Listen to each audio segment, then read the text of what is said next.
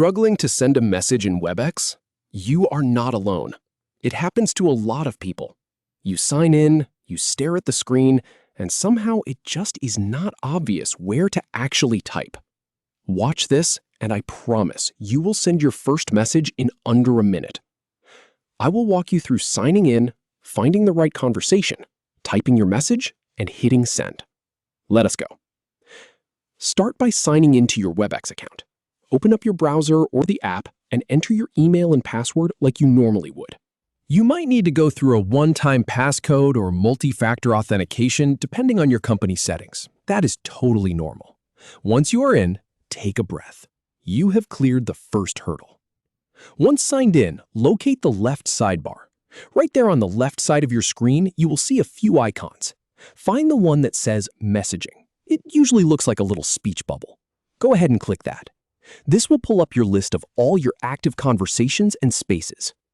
Now, choose the conversation or space you want to message.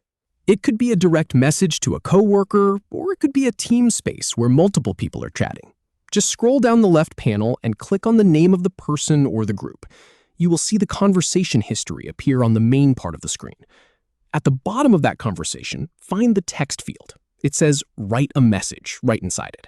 That is your playing field. Click right there and you will see a blinking cursor ready for your input. Now type your message carefully. And here is the thing.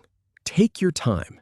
You have my full permission to think about what you want to say before you type it. If it is something important, write it out. If it is a quick reply, that works too. Just get the words on the screen. Before sending, double-check your message.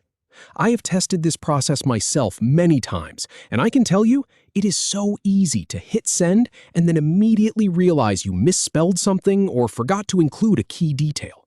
So just give it a quick read.